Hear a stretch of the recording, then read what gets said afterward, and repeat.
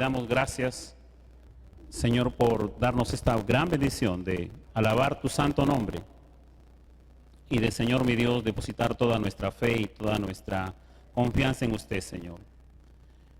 No hay otro Dios a quien el hombre debe adorar y alabar y exaltar su nombre. Solo tú eres Dios, el Dios eterno, el glorioso, el santo de Israel, el todopoderoso, el que gobierna en las alturas y el que hace su voluntad aquí en la tierra y en todo el universo.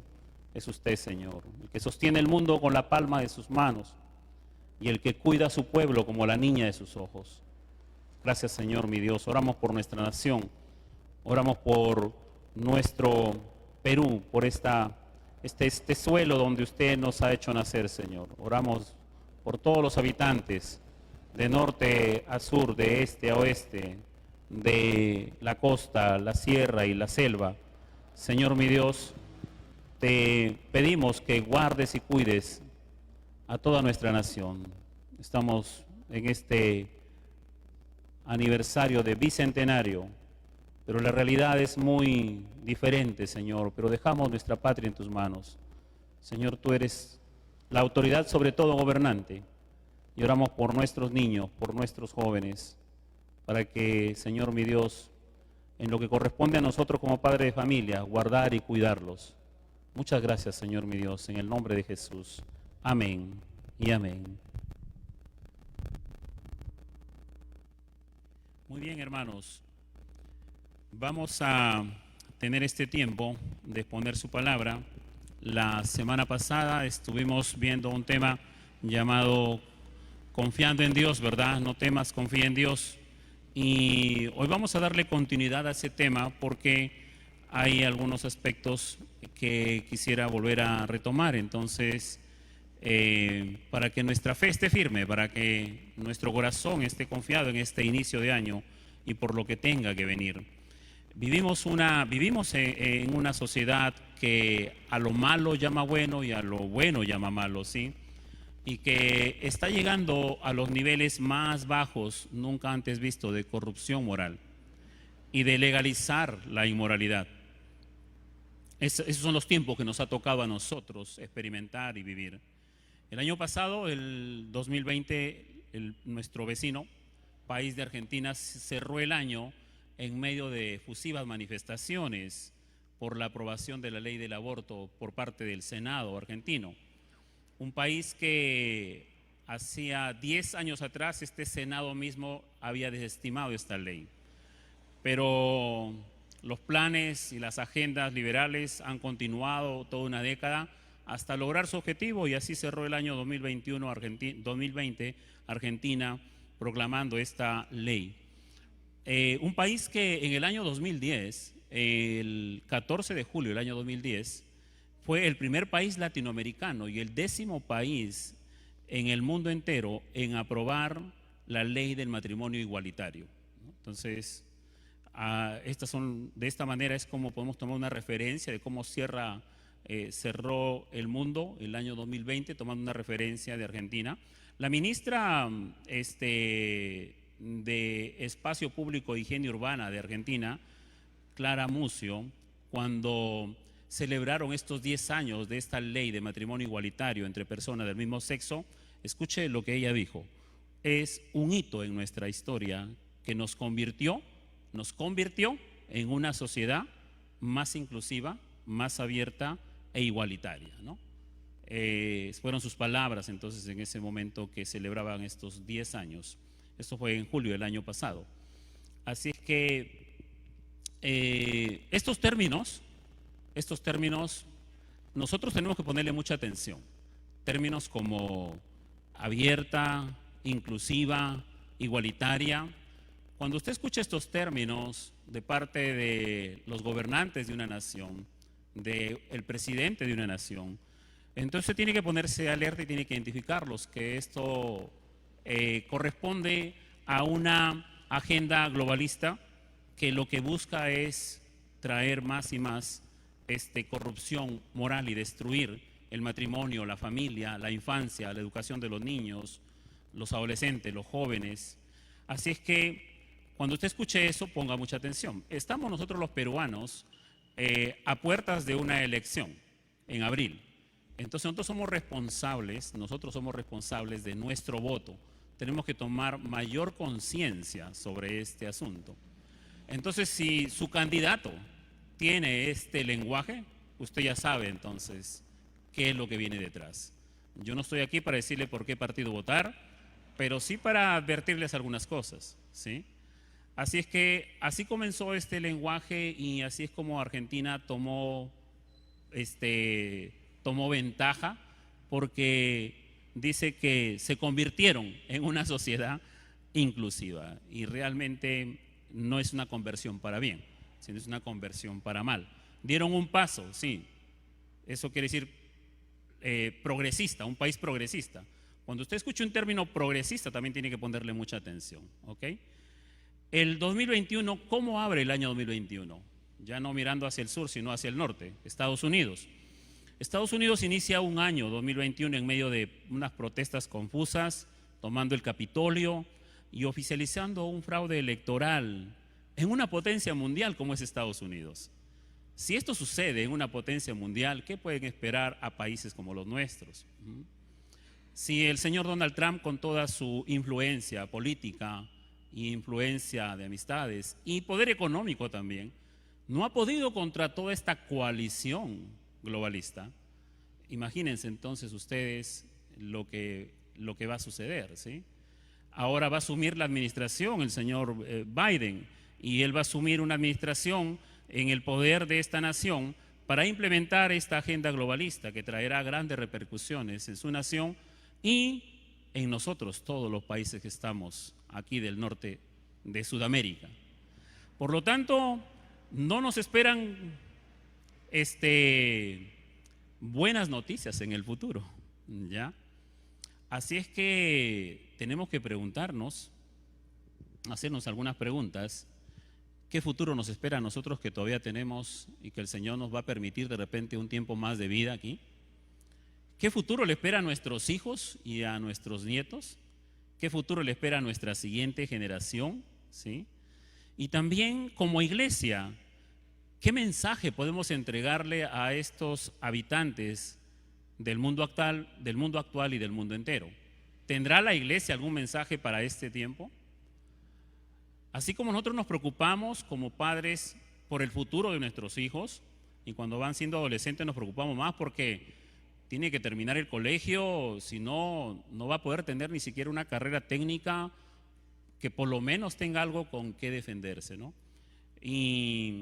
O ayudarle a que su talento o lo que tenga entonces pueda empoderarse nuestro hijo o la hija y pueda salir adelante, porque los padres nunca vamos a estar toda la vida con ellos tendrán que luchar solos en algún momento. Así es que nos preocupamos por su futuro de nuestros hijos y los llevamos entonces en una educación y padres que sacrifican mucho por darles una universidad a sus hijos. Pero así como nos preocupamos por esas cosas, también tenemos que preocuparnos por la vida espiritual de nuestros hijos. Y de repente eso es lo que menos los padres de familia se preocupan. Por eso es que frente a esta situación en la que nos encontramos, ¿qué futuro le podemos dejar a nuestros hijos? ¿Qué esperanza hay para ellos? Póngase a pensar por un momento. Estaba viendo yo un video que nos mandó nuestro hermano Abel Maita. Él vive en Las Vegas y él es un joven que sigue sirviendo al Señor y con un grupo de hermanos salen siempre a las calles a predicar el Evangelio. Estaba viendo yo un video y cómo es que los homosexuales, los transexuales, los bisexuales, todos, o sea, vienen y los ofenden y se burlan de ellos, y el extremo es que se ponen a tener contacto y relaciones sexuales delante de los hermanos que están predicando el Evangelio. Esas son las cosas que se viven allí, ¿no? Así que nosotros también tenemos que ponernos a pensar qué futuro le esperan a nuestros niños, ¿sí? A los bebés, a los que han venido a este mundo, a nuestros hijos, a nuestros niños de escuela dominical, qué futuro les espera. Y por lo tanto esta mañana y nuevamente a través del libro de los Hechos tenemos que fortalecer nuestra fe. Como padres de familia tenemos que fortalecer nuestra fe, y a través de la narrativa del libro de los Hechos vamos a ir revisando algunos textos que nos van a ayudar, porque la palabra de Dios es viva y eficaz. Y específicamente a través de cómo Dios actuó a través de un hombre llamado el apóstol Pablo para que él siga sirviendo en medio de gran oposición, para que el temor no lo paralice y para que tenga ánimo y confianza en Dios y siga sirviendo. 3 aspectos, ¿sí? Sirviendo en medio de la oposición, temor, un temor que puede paralizar el servicio, y tener ánimo y confianza en Dios y seguir sirviendo. Así es que yo les invito, si ustedes tienen sus Biblias, puedan abrirla. Algunos textos para los hermanos que están en casa, algunos textos van a estar en la pantalla, otros no, pero tenga abierto el libro de los Hechos. Y vamos a ir al capítulo 15, versículo 26.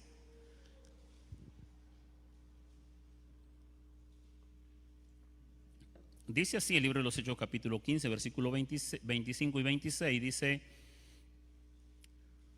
nos ha parecido bien, habiendo llegado a un acuerdo, elegir varones y enviarlos a vosotros con nuestros amados Bernabé y Pablo, hombres que han expuesto su vida por el nombre de nuestro Señor Jesucristo, dice, ¿sí? Hombres que han expuesto su vida, o sea, que entregaron su vida por el Evangelio, ¿ya? Así se refieren a Pablo y a Bernabé. El Evangelio comenzó a alborotar muchas ciudades, ¿sí? Pero las alborotaba para bien, para que la gente despierte y crea en Jesús. Pero también los judíos, hubieron muchos judíos que creyeron en Jesús, pero muchos otros judíos no creían en Jesús. Y estos alborotaban también las ciudades, pero los alborotaban para apresar a los discípulos o a los apóstoles de nuestro Señor Jesucristo.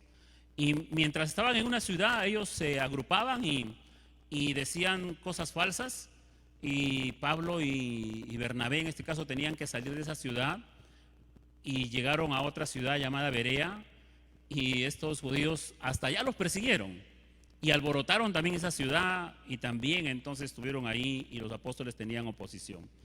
Hasta que la semana pasada vimos que ellos llegaron a Atenas y llegaron también a Corintio, ¿sí? Era su segundo viaje, su segundo viaje misionero del apóstol Pablo, y ahí llegó a Corintios. Y Corinto era el principal centro político y comercial en Grecia, el principal centro político y comercial en Grecia. Y también en el aspecto religioso, esta ciudad alojaba el templo de la diosa Afrodita, la diosa del amor, que tenía 1000 sacerdotisas sirviéndole, y le servían entonces en rituales de prostitución. Como este templo quedaba en uno de los montes de Corinto, entonces todas las tardes estas mujeres bajaban y descendían a la ciudad para tener sexo y ofrecer sus servicios. Eso era el aspecto religioso en Corinto. Pablo también estuvo en Éfeso en ese viaje, y en Éfeso estaba otra diosa, la diosa Diana, ¿sí? Una de las 7 maravillas del mundo antiguo. El culto era practicado, mire, en el capítulo 19, versículo 27, dice lo siguiente: como Pablo llevaba el evangelio, algunas personas se vieron afectados sus negocios, ¿ya? Entonces, el versículo 27, estas personas dicen lo siguiente: y no solamente hay peligro de que nuestro negocio venga a desacreditarse. Claro, porque ellos vendían pues medallas, estampas y todas cosas de la diosa Diana. Y la gente que iba creyendo en el evangelio ya no compraba eso. Entonces estas personas veían que su negocio se venía abajo. Entonces dicen por ello, dice aquí, sino también que el templo de la gran diosa Diana sea estimado en nada y comience a ser destruida la majestad de aquella a quien venera toda Asia y el mundo entero. El mundo entero veneraba a esta diosa Diana. Así es que el evangelio también llegó a estas grandes religiones, y el evangelio no se detuvo, sino que el evangelio crecía y prevalecía poderosamente, dice, ¿sí? Poderosamente. Para que Pablo pudiera continuar su trabajo misionero de una ciudad de Corintios a otras ciudades como Éfeso o Berea, el Señor tuvo que intervenir para animarlo y fortalecerlo. Y eso fue lo que vimos la semana pasada en el capítulo 18, versículo del 9 al 11, donde el Señor se le apareció a Pablo en una visión de noche y le dijo: no temas, sino habla y no calles, porque yo estoy contigo y ninguno pondrá sobre ti la mano para hacerte mal, porque yo tengo mucho pueblo en esta ciudad. Y se detuvo allí 1 año y 6 meses enseñándoles la palabra de Dios. Pablo, un hombre que enfrentó adversidades, que enfrentó muchas cosas, pero que el Señor intervino. En esta primera vez, Dios interviene en una visión de noche y le dice a Pablo: no temas, si no hablas, sigue anunciando el evangelio, no lo calles, sigue, continúa, no tengas temor, no tengas miedo, yo estoy contigo. El Señor le dice: nadie te va a poner una mano para hacerte mal. Pero cuando uno ve la vida, y vamos a ver algunos versículos, vemos que Pablo es azotado, recibe 39 azotes menos uno, ¿sí? Entonces lo que el Señor está refiriendo aquí es diciéndole a Pablo: Pablo, nadie te va a hacer daño a tal punto que mueras, porque yo voy a estar contigo, ¿sí? Vas a pasar penalidades, pero el mal de la muerte no te va a llegar, porque yo voy a estar contigo, ¿sí? Yo voy a estar contigo. Así que Pablo por eso estuvo allí, no un día, no 2 días, no 3 días, sino estuvo 1 año y medio enseñando la palabra de Dios. Gracias a esta revelación, Pablo fue fortalecido para no callar, sino seguir anunciando el evangelio. Y Pablo después abre su corazón, él expresa con humildad y con sinceridad cómo se sentía. En el versículo 19 del capítulo 20 dice lo siguiente: él, sirviendo al Señor, perdón, el 18, del 18 en adelante, capítulo 20, versículo 18. Cuando vinieron a él, les dijo: vosotros sabéis cómo me he comportado entre vosotros todo el tiempo, desde el primer día que entré en Asia. Versículo 19, sirviendo al Señor con toda humildad y con muchas lágrimas, dice, ¿no? Y pruebas que me han venido. ¿Por qué? Por las acechanzas de ¿quiénes? De los judíos, ¿no? Muchas lágrimas, muchas pruebas que le han venido al apóstol sirviendo al Señor. Pero él encontró fortaleza en Dios, ¿sí? Así es que ahora vamos a ver que Pablo regresa a Jerusalén, ¿ya? Y en Jerusalén él entrega un mensaje, él entrega su reporte misionero. Y se alegran mucho los judíos, porque muchos judíos, como más de 1000 judíos, habían recibido a Cristo, pero otros no. Y después de ese gozo que tuvo ahí en Jerusalén, vinieron algunos judíos de afuera de Jerusalén y lo empezaron a acusar a Pablo y alborotaron a toda Jerusalén. Y toda la ciudad se agolpó sobre Pablo, lo arrestaron, lo golpearon, procurando matarlo, ¿sí? Pero allí nuevamente vemos la intervención divina y providencial y poderosa de Dios. Por eso el versículo 36 del capítulo 21 nos muestra lo siguiente. 21:36 dice: ¿qué era lo que esta gente buscaba de Pablo? Miren, dice: porque la muchedumbre del pueblo venía detrás gritando: muera Pablo, decía. La muchedumbre, ¿sí? La gente estaba tan alborotada que gritaba entonces que muera Pablo. Y cuando Pablo expone su defensa, la gente no lo deja terminar, y ahí en el versículo 22 del capítulo 22, ¿sí?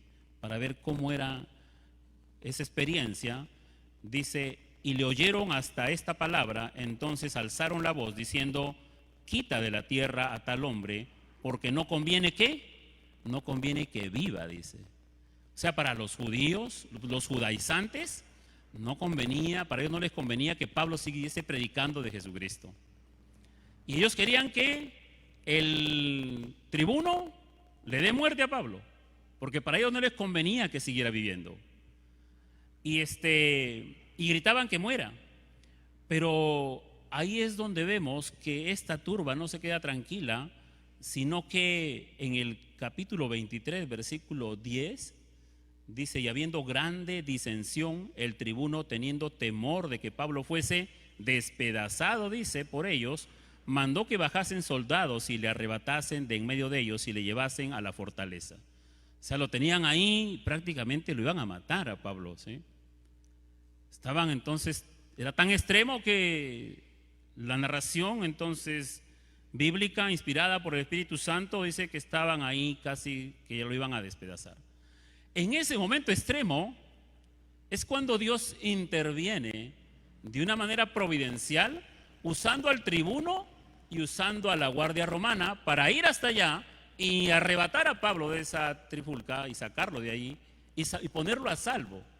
Y lo lleva a una fortaleza, ¿sí? Lo llevan a una fortaleza. En ese momento yo creo, hermano, que Pablo habrán venido muchas cosas por su mente seguramente, ¿no?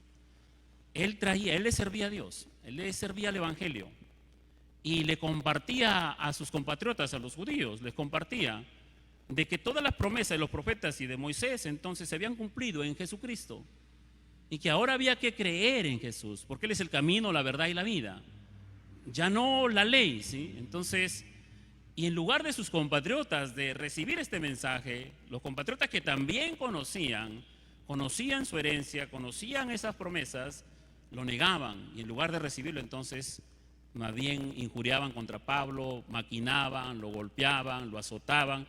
Entonces obviamente pienso yo que humanamente Pablo habría dicho, bueno, ¿sabe qué?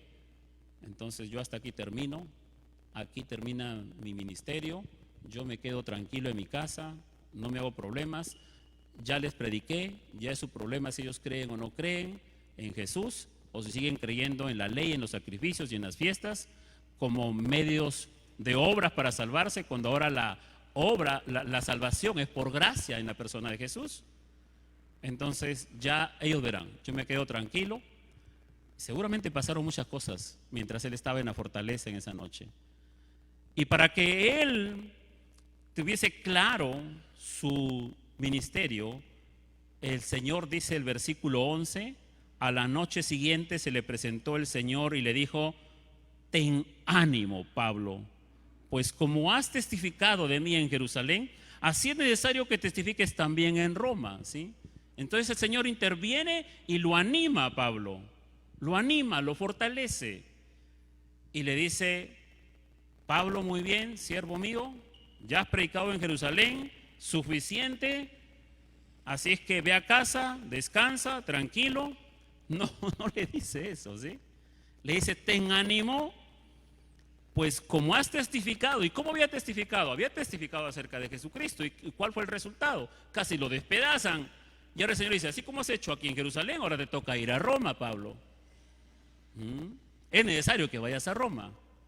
El Señor lo anima y le confirma entonces que tiene que seguir sirviendo, a pesar de la oposición, a pesar de los peligros. Así es que vemos entonces la intervención de Dios en providencial, salvando a Pablo de esa trifulca. Lo salva cuando estaban casi por despedazarlo, lo pone a buen resguardo bajo las órdenes de los soldados romanos, y ahí el Señor a la siguiente noche se le aparece y lo anima a Pablo, ¿sí? Lo anima y lo fortalece. Entonces, ahora, esto no quedó así, sino que en el capítulo 23, versículos del 12 al 14, nada más después, ¿sí? Dice, venido el día, o sea, eso fue en la noche, al día siguiente, venido el día, algunos de los judíos tramaron un complot y se juramentaron bajo maldición, diciendo que no comerían ni beberían hasta que hubiesen dado muerte a Pablo. Eran más de 40 los que habían hecho esta conjuración, ¿sí? Así es que esto, al siguiente día, los judíos se juramentaron bajo maldición de que no comerían ni beberían hasta ver a Pablo muerto. Hasta ver a Pablo muerto, ¿sí? Nuevamente interviene Dios de una manera providencial, milagrosa, poderosa, porque nada de lo que suceda, amados hermanos, en esta tierra escapa a la mirada de Dios. Nada de lo que sucede en esta tierra escapa a la mirada de Dios. Así es que, ¿qué sucede? Para abreviar la historia, un sobrino de Pablo escucha este complot, ¿sí? Ustedes lo van a leer, ustedes tienen la tarea de leer todo el libro de Hechos, ¿ya? Para que puedan fortalecer todo lo que estamos predicando. Un sobrino de Pablo escucha lo que ellos están tramando, que se habían juramentado, y él va y le avisa a Pablo, y Pablo le dice al guardia que lo está custodiando que por favor lo lleve al tribuno porque tiene algo que decirle, ¿sí? Y así es, el sobrino va y revela entonces esta situación, este complot, y por lo tanto Pablo, mis amados hermanos, es guardado de este complot de muerte. El tribuno y los soldados romanos antes de esto querían azotarlo a Pablo para que dijese lo que tenía que decir. ¿Y sabe qué hace Pablo? Pablo apela a su ciudadanía romana y le dice entonces a los guardias: yo soy romano. Y uno de ellos le dice: sí, yo también soy romano, le he comprado. Y Pablo dice: no, yo no le he comprado, yo soy de nacimiento romano. Entonces todos tuvieron miedo y nadie lo pudo tocar ya. Y de esa manera es como el cuidado providencial de Dios sobre la vida de Pablo, al apelar a su ciudadanía romana, es que es custodiado por casi 500 hombres del ejército romano. Fueron, dice el versículo 23, del capítulo 23, versículo 23, y llamando a 2 centuriones, mandó que preparasen para la hora tercera de la noche 200 soldados, 70 jinetes y 200 lanceros. Ahí son 200, 470, ¿sí? Para que fuesen hasta Cesarea, llevando a Pablo entonces ante Félix, ante el gobernador Félix. Así es que Pablo es cuidado en una fortaleza y encima el Señor le provee todo, 500 hombres bien armados y bien ejercitados para que lo cuiden, para que vaya a presentar su defensa ante el gobernador Félix. Allá va él, y allá también aparecen los sacerdotes y los judíos a blasfemar contra él. Y miren qué es lo que dicen estas personas, ¿sí? En el capítulo 24, versículo 5, dice: porque hemos hallado a este hombre porque hemos hallado que este hombre es una plaga y promotor de sediciones entre todos los judíos por todo el mundo y cabecilla de la secta de los nazareos. Miren lo que decían los judíos de Pablo: Pablo es una plaga, es un promotor de sediciones, es un cabecilla de una secta. ¿Ya? Eso era lo que los argumentos que ellos llevaron ante el gobernador Félix. Y Pablo ahí expresa su defensa, y al expresar su defensa evangeliza al gobernador Félix. Él estaba en un problema de pecado sexual, estaba viviendo con su hermana, y Pablo entonces le anuncia acerca del juicio de Dios sobre estos pecados. Así que, hermanos, vemos que Dios interviene siempre en la vida de Pablo, ¿sí? En momentos difíciles, ¿ok? Ahora él está siendo llevado por la guardia romana hacia Roma, porque él había apelado al César, y va por el mar entonces Mediterráneo para llegar a Roma. Ahí en medio del mar, mis amados hermanos, viene una gran tempestad y viene entonces, se abate contra la nave. Eran casi más de 200 personas que iban ahí, que eran presos también, y la guardia romana. Y en un momento esa nave está por destruirse y todos tienen temor de naufragar allí. Entonces, el capítulo 27, versículo 23 al 25, usted lo puede leer también en su Biblia, dice lo siguiente: 27 del 23. Porque esta noche ha estado conmigo el ángel del Dios de quien soy y a quien sirvo, diciendo: Pablo, no temas, es necesario que comparezcas ante César. He aquí, Dios te ha concedido todos los que navegan contigo. Por tanto, oh varones, tened buen ánimo, porque yo confío en Dios que será así como se me ha dicho. Con todo es necesario que demos en alguna isla, le dice, ¿no? Entonces Pablo es fortalecido por Dios a través de un ángel. Le dice que él lo va a guardar, lo va a cuidar, y él con esa fortaleza anima toda la embarcación. Le dice: no nos va a pasar nada a nosotros, ¿sí? ¿Por qué? Porque Dios me lo ha dicho y yo confío en lo que Dios me ha dicho. Lo único malo que le va a pasar es a la nave se va a destruir, pero todos vamos a estar con vida. Y así fue, todos llegaron con vida hasta Roma. Todos llegaron con vida hasta Roma. ¿Cómo se llama esto, hermanos? El cuidado providencial de Dios, ¿sí? El cuidado soberano de Dios. La fidelidad de Dios a sus planes, ¿sí? La fidelidad de Dios con sus hijos que son obedientes. La fidelidad de Dios para con su pueblo. Y la fidelidad de Dios para con su palabra, que tiene que ser anunciada al mundo entero, para que la gente crea en Dios y se arrepienta de sus pecados. De esta forma es como Pablo tiene una confianza absoluta, y el versículo 34 de este mismo capítulo dice: por tanto, os ruego que comáis por vuestra salud, pues ni aun un cabello de la cabeza de ninguno de vosotros perecerá, ¿sí? Ni un cabello de ustedes va a perecer. Pablo tiene una seguridad, ¿sí? Una confianza absoluta en Dios.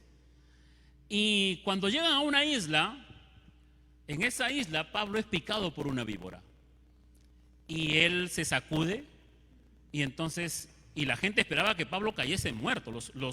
Las personas habitantes de esa isla sabían que esa era una víbora muy venenosa, que nadie había sobrevivido a esa mordedura mortal. Todos esperaban que cayese. Y Pablo no cayó, simplemente la sacudió y siguió. Todos los de ahí dijeron, ese es un Dios, ese es un Dios. Ni siquiera el veneno de una víbora pudo quitarle la vida a Pablo. ¿Sabe por qué, hermano? ¿Sabe por qué los judíos no pudieron quitarle la vida a pesar de los 30 azotes menos uno? ¿Sabe por qué los judíos no pudieron quitarle la vida cuando ya estaban por despedazarlo? ¿Saben por qué no murió él allí? Cuando dice que iban como varias noches, ¿sí? Tenían muchas noches sin ver el sol ni las estrellas en el mar. Muchas noches estaban perdidos en el mar. Y se destruyó la nave. ¿Y sabe por qué Pablo no murió allí? ¿Y sabe por qué este veneno en la víbora no lo mató?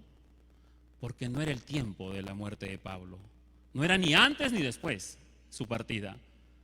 Porque los judíos no podían arrebatarle la vida al apóstol. El único que podía darle término a sus días era aquel que le había dado la vida a Pablo y que lo había llamado a un ministerio. Dios sabía en qué momento Pablo terminaría su ministerio y lo iba a llamar a su presencia. Hermanos, nuestra vida está en las manos de Dios. Nuestra vida está en la mano de Dios, ¿sí? No vamos a partir de este mundo antes ni después del día y la fecha, la hora, el lugar y el año, la época y el siglo, cuando Dios así lo ha determinado, ¿sí? Así lo ha determinado, en su soberana voluntad, ¿sí? No nos vamos a morir antes ni después. Este virus no determina nuestra existencia, ¿sí? Los gobernantes de este mundo no determinan nuestra existencia. ¿Cuándo vamos a dejar de existir? Una agenda globalista, por más que se imponga, tampoco determina nuestra existencia. Quien determina nuestra existencia es el Dios que nos ha dado la vida. Él determina nuestra existencia. Y si nosotros estamos sirviéndole a Él, ¿sí? Entonces Él sabe en qué momento terminamos la buena obra que Él nos ha encomendado y abrirá las puertas de los cielos y nos dirá: buen siervo fiel has sido, entra al gozo de tu Señor, ¿sí? Antes de eso nosotros no vamos a partir de este mundo, a no ser que Cristo venga antes, y gloria a Dios si viene antes, amén. Ven pronto, Señor Jesús, ¿sí? Pero antes ni después. Así es que no hay que tener temor, ¿sí? Ese temor que paraliza, ese temor que congela, ese temor que trae pánico, ¿sí? No fue fácil para el apóstol soportar todas estas pruebas. Cuando él escribe a los corintios, les confiesa sobre sus temores y angustias. Pablo, con toda honestidad y humildad, desnuda su alma y revela sus pensamientos. Y si usted avanza y unas hojas hasta 1 de Corintios, capítulo 2, versículo del 1 al 4, vamos a ver qué es lo que él dice. 1 Corintios, capítulo 2, versículo del 1 al 4. Así que, hermanos, cuando fui a vosotros para anunciaros el testimonio de Dios, no fue con excelencia de palabras o de sabiduría, pues me propuse no saber entre vosotros cosa alguna, sino a Jesucristo, ¿sí? A Jesucristo y a este crucificado. Versículo 3. Y estuve entre vosotros con debilidad y mucho temor y temblor. Y ni mi palabra ni mi predicación fue con palabras persuasivas de humana sabiduría, sino con demostración del Espíritu y de poder, ¿sí? Pablo, mis amados hermanos, llegó a Corintios, su segundo viaje misionero, como les he dicho, tras haber sido azotado, encarcelado en Filipos, forzado a salir de Tesalónica, de Berea, así como de Atenas, ¿sí? Y esto trajo consecuencias en su estado de ánimo. ¿Cómo no va a traer consecuencias en el estado de ánimo? Por supuesto. ¿Habrá alguien aquí de acero? No, no somos de acero. Tenemos entonces sentimientos, emociones. Tenemos miedo, tenemos temor, obviamente. Nadie puede decir yo no tengo nada de temor. Sí, algunos tienen más temor, otros tienen menos temor. Otros entregan su temor al Señor y confían, pero igual tienen algo de un porcentaje pequeño, pero tienen temor, ¿sí? Pero Pablo, mis amados hermanos, él desnuda su corazón y dice: yo he estado entre vosotros con debilidad y mucho temor y temblor. Esa debilidad se debía a la oposición constante de los judíos, que se hacía cada vez más y más fuerte, ¿sí?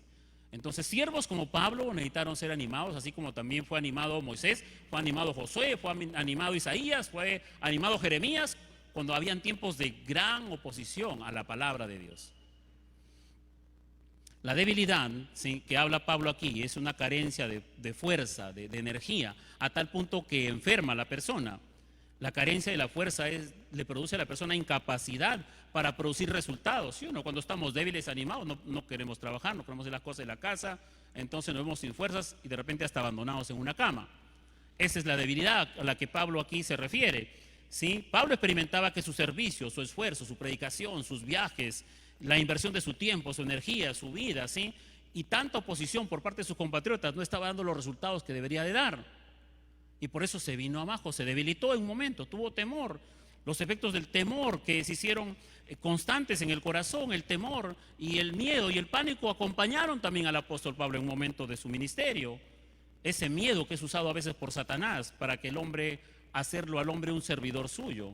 Y vamos a vivir, amados hermanos, en este año, en todo lo que venga, ¿sí?, situaciones de temor, de miedo, de pánico. Tenemos que prepararnos nosotros cómo vamos a enfrentar esos temores, esos miedos, esas noticias, algunas verdaderas, otras creadas, otras falsas.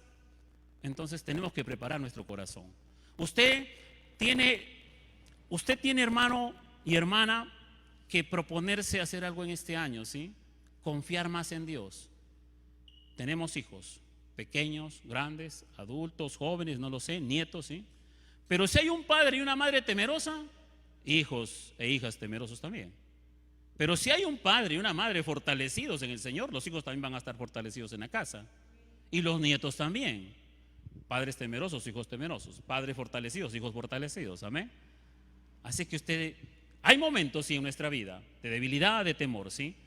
Y ese miedo puede ser usado muchas veces por Satanás para paralizarnos, ¿sí?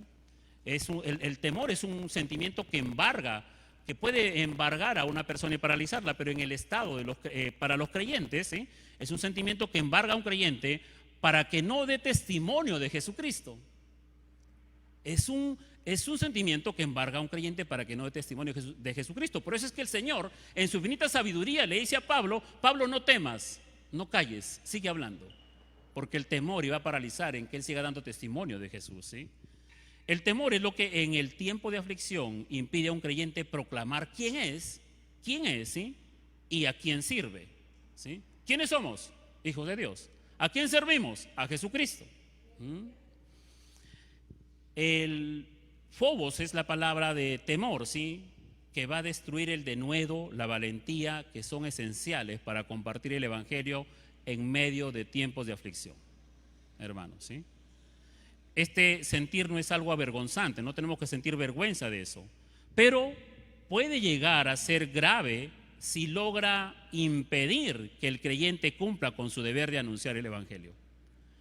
¿Hay algún mandato en la Biblia que diga que ir y hacer discípulos, pero solamente en estas circunstancias? Si el mundo atraviesa unas circunstancias o la iglesia atraviesa alguna situación, entonces se paraliza ir a hacer discípulos hasta una nueva fecha. ¿Hay eso? No. Dice: id y hacer discípulos todo el tiempo, todo el tiempo. No hay situación, no hay ninguna condición que paralice eso, ¿sí? ¿Qué necesitamos? Confiar en Dios. Y Él va a intervenir en nuestras vidas para fortalecernos, para darnos fortaleza, para animarnos, así como animó a Pablo y a muchos otros siervos, ¿sí? Los términos temor y temblor siempre son unas expresiones que Pablo expresa acerca de su ansiedad, ¿sí? Pablo confiesa que durante su estadía en Corintio experimentó el temor y temblor. Aquí los términos apuntan a las numerosas amenazas sociales, políticas que tuvo él que enfrentar. Pero, amados hermanos, Dios siempre estuvo allí para fortalecerlo a su fiel servidor. Siempre estuvo allí, ¿sí? Nunca lo desamparó, siempre estuvo allí, ¿ya? En la segunda carta a los Corintios, para terminar, ¿sí?, para ver este tercer y último aspecto que estamos viendo, entonces ten ánimo, confía en Dios y sigue sirviendo. Según de Corintios capítulo 1, versículo del 8 al 10.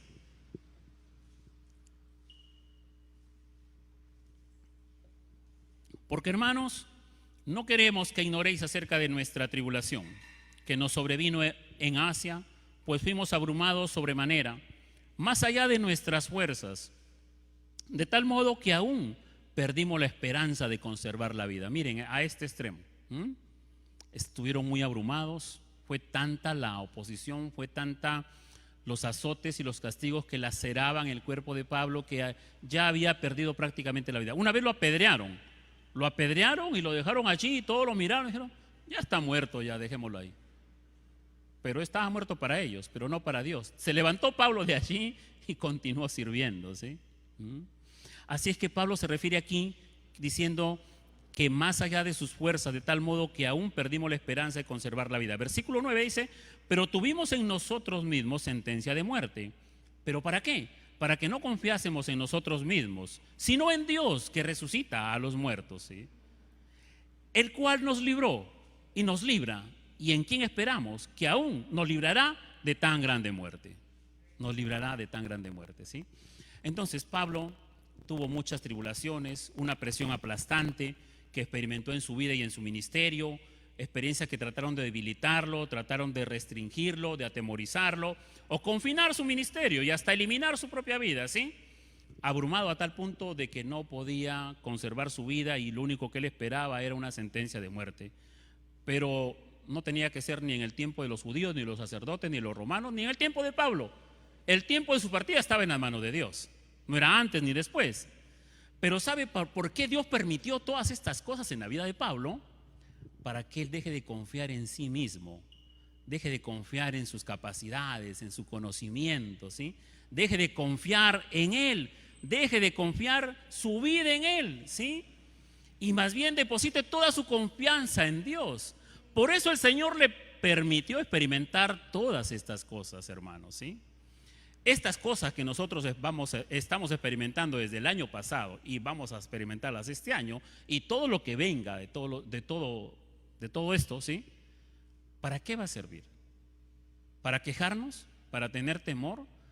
¿Para dejar dejar el servicio? ¿Para abandonar la iglesia? Va a ser para fortalecer nuestra fe, para confiar más en Dios, ¿sí? Para confiar más en Dios. Esto sucedió para que Pablo dejase de confiar en sí mismo y confíe en Dios en que resucita a los muertos, ¿sí? Pablo le sirvió esto, dice él, para confiar inclusive que si moría, él confiaba en que Dios lo iba a resucitar algún día. Esa fue la convicción que Pablo tuvo en su corazón, ¿sí? El propósito fue ese entonces. Estar a las puertas de la muerte significa abandonar completamente cualquier rastro de confianza en uno mismo y depender exclusiva y únicamente en Dios, hermanos. Eso lo predicamos el año pasado, el último culto, el Salmo 116, ¿verdad? El Salmo 116, la ligadura de la muerte que atrapaban al salmista, pero confió en Dios y fue liberado. Así es que este fue el propósito de Dios, ¿sí? Pablo entendió que la confianza en el poder de Dios para levantar a los muertos era su única esperanza que le podía fortalecer. ¿Para qué? Para no callar y seguir anunciando el Evangelio. No callar y seguir anunciando el Evangelio. Por eso dice allí, Él nos liberó. Pablo está testificando, Él nos ha liberado, Él nos está liberando y Él nos librará, dice, no, nos liberará, ¿sí? Él nos libró de tan mortal peligro, nos rescatará y en Él ponemos nuestra esperanza. Él seguirá rescatándonos. Pase lo que pase, así vengan más pruebas de los judíos, entonces así vengan más graves peligros. Pablo confiaba en que Dios lo seguiría rescatando, ¿sí? Dios lo seguiría liberando, ¿sí? Dios iba a seguir cuidando de él. Así es que ese liberará está en tiempo futuro, depositando de esta manera Pablo una total confianza en su corazón. ¿En la persona de quién? En la persona de Dios. Así que todas estas experiencias del apóstol Pablo nos sirven ¿para qué? Para conocer a Dios, que lo que Dios demanda, que lo que Dios dice, Él lo cumple, que si nosotros nos comprometemos a ser obedientes a Dios, Él es fiel en cuidarnos, en guardarnos, como a la niña de sus ojos, protegernos, aún de las ligaduras de muerte, aún de las amenazas de muerte, aún de la opresión política, judicial, religiosa y que todos los poderes juntos vengan en contra de nosotros. Pero si nosotros somos hijos de Dios y estamos firmes en sus caminos, ¿sí? Ni siquiera a la muerte le tenemos miedo. ¿Por qué? Porque Él ha prometido resucitarnos de entre los muertos, ¿sí? ¿Ah? Porque tenemos vida eterna, ¿sí? Porque de tal manera amó Dios al mundo que ha enviado a su Jesucristo para que todo aquel que en Él crea no se pierda, mas tenga vida eterna. Tenga vida eterna. Cuando tenemos una convicción de que tenemos vida eterna, ¿sí? Las personas, hermanos, podrán quitarnos, podrán de repente encarcelarnos, podrán quitarnos la vida física, pero nadie nos puede quitar la vida eterna que Cristo nos ha dado. Nadie nos podrá quitar. Así que tenemos que enfrentar el futuro, no atemorizados, sino con la fe puesta en un Dios que es fiel a su palabra. El Señor le dijo, tienes que ir hasta Roma, y Dios lo cuidó hasta que fue a Roma, ¿sí? Dios lo cuidó. Y quien determinó el momento en que Pablo tenía que partir fue Dios mismo. No fueron ni los judíos, ni los sacerdotes, ni los romanos, ni Pablo mismo, ¿no? Sino fue Dios mismo. Así que nuestros días están contados por Dios. No vamos a dejar este mundo antes ni después de la fecha en que está dentro de los planes soberanos de Dios, mis amados hermanos. Así es que ánimo, confiemos en Dios y sigamos alabándolo, sigamos adorándolo, sigamos sirviéndole, sigamos testificando del Evangelio, sigamos nosotros anunciando el Evangelio. Mientras no nos prohíban, entonces seguiremos saliendo a las calles. Mientras las redes sociales no nos las cierren, así como se las han clausurado al señor Donald Trump. Entonces, si a él le clausuran las redes sociales, imagínense cuando nosotros empecemos a predicar sobre el pecado y sobre todas estas cosas que declara la Biblia, pues nos cerrarán, ¿sí? Pero no tenemos que tener temor, ¿sí? Tenemos que seguir. Habrán otros medios, habrán otras formas, otras maneras. Clandestinamente visitaremos a una familia para evangelizarla, llamaremos a alguien, ¿sí? Nos reuniremos en la iglesia, ¿sí? Clandestinamente, no sé, pero confiando en que estamos adorando y sirviendo a Dios. Y así sus líderes de aquí de la iglesia sean llevados presos y estén en una cárcel, usted no tenga temor, ¿sí? No tenga temor, porque va a ser parte quizás del sacrificio que se tenga que pagar. Porque ha habido uno mayor que nosotros, ese es Cristo Jesús, quien sacrificó todo en la cruz del Calvario para que nosotros tengamos salvación y vida eterna, hermanos. Y teniendo esperanza de que Él vendrá a instaurar un reino glorioso. La promesa de Dios es, yo estoy contigo todos los días de tu vida hasta el fin del mundo, ¿sí? No hay promesa más grande que esta promesa. Pablo se fortaleció en un momento de su vida y animó a Timoteo. Le dijo, Timoteo, deja de estar avergonzándote, y Timoteo, aviva el fuego del don que hay en ti. Dios no nos ha dado un espíritu de cobardía, Timoteo, sino de amor, de poder y dominio propio. Así que ponte las pilas, Timoteo, y sigue evangelizando. Pablo tuvo que ser animado por Dios para animar a otros, así nosotros también. Imagínense que todos estemos atemorizados acá. Imagínense que todos tengamos miedo aquí. Entonces, ¿quién nos anima?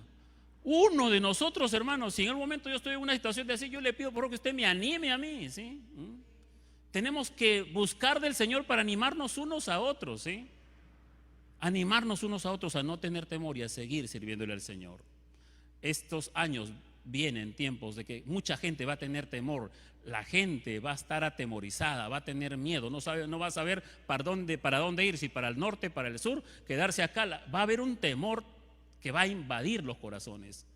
Ahí vamos a estar nosotros para predicarles el Evangelio de nuestro Señor Jesucristo, ¿sí? David, que atravesaba muchos problemas. Conocen el Salmo 23, ¿verdad? El Salmo 23, 4 dice, aunque ande en valle de sombra de muerte, no temeré mal alguno, porque tú estarás conmigo, tu vara y tu cayado me infundirán aliento, dice. No tendré temor, no tendré miedo. ¿Por qué? Porque tú, Señor, me infundirás aliento, tú me darás valor, Señor, ¿sí? Aunque ande en valle de sombra de muerte, ¿sí? Isaías ya lo leí al comienzo, no temas porque yo estoy contigo, no desmayes porque yo soy tu Dios, que te esfuerzo, siempre te ayudaré, siempre te sustentaré con la diestra de mi justicia. En esta palabra tenemos que confiar, hermanos, que Dios nos va a sustentar, Él nos va a guardar. Le damos gracias a Dios entonces, porque podemos nosotros, sí, darle un futuro mejor a nuestros hijos. El futuro de la palabra, el futuro de la fe, el futuro de las escrituras deben estar en el corazón de nuestra familia, en el corazón de nuestros hijos. Entonces, ¿qué futuro les espera a nuestros hijos y nietos? No un buen futuro, pero nosotros podemos fortalecerlos con la palabra para que sus corazones, cuando ellos crezcan, sepan aferrarse a Cristo también, ¿sí? ¿Qué mensaje tenemos para los habitantes del mundo entero? ¿Qué mensaje tenemos para este tiempo, para este siglo? ¿Qué mensaje tenemos? Hechos 2:40 dice: sed salvos de esta perversa generación. Ese es el mensaje que tiene la iglesia: anunciar a las personas, ser salvos de esta perversa generación, ¿sí? Ese es el mensaje que tenemos que predicar. Es el mensaje que Cristo nos ha dejado para anunciarlo, hermanos. Así es que yo les animo a todos ustedes a confiar en Dios y a seguir haciendo discípulos y vencer al enemigo del temor que está dentro de nosotros. El mayor, ese enemigo nos paraliza, pero Dios nos ha dado su Espíritu Santo para llenarnos de fortaleza y seguir anunciando las buenas nuevas. Preocupémonos por nuestros niños, preocupémonos por nuestros familiares, preocupémonos por los vecinos, por las personas, para anunciarles el poderoso evangelio de nuestro Señor Jesucristo, el glorioso evangelio de nuestro Señor Jesucristo, el evangelio que salva, que rescata, el evangelio que trae vida eterna, el evangelio que cambia, ¿sí? El evangelio que restaura a las familias, el evangelio que saca a las personas del lodo de su pecado, ¿sí? El evangelio que da vida, el evangelio que, aunque la persona está muerta en sus delitos y pecados, el Señor lo resucita y les da vida nueva en Cristo Jesús. El evangelio que es por gracia y no por obras. El evangelio que Dios ha dejado hasta el día de hoy, a que se siga anunciando, a que se siga predicando, a que no callemos, a que no lo guardemos, a que lo podamos seguir anunciando de muchas formas, de muchas maneras. Dios nos dará estrategias y nos dará sabiduría, hermanos, ¿sí? Padre, muchas gracias. Muchas gracias, Señor, por su palabra. Muchas gracias por dejarnos estas escrituras tan reveladoras, tan verdaderas, tan fidedignas, inescrutables, Señor mi Dios. Esta verdad que tú has depositado en el corazón de cada uno de nosotros, que la has dejado en el corazón de la iglesia, no para que la iglesia, Señor mi Dios, sea vituperiada, sino para que sea considerada por estos gobernantes y que sepan ellos que usted está con nosotros, Señor. Que ellos conozcan, que se enteren, que sepan que somos tus hijos, que somos tu real sacerdocio, tu nación santa, tu pueblo escogido, y que tú nos guardarás, Señor mío, y tú pelearás por nosotros, y tú nos cuidarás, y tú serás fiel con nuestras familias, con nuestros hijos, con nuestros nietos, con nuestra generación, en la medida que nosotros seamos fieles a tu palabra y anunciemos las buenas nuevas y nos involucremos a ser una iglesia que testifique a Cristo y a este resucitado. Muchas gracias, Señor, por darnos esa fe, esa confianza, esa firmeza en nuestros corazones, para dejarles un mejor legado a nuestros hijos. En el nombre de Jesús. Amén y amén. Amén.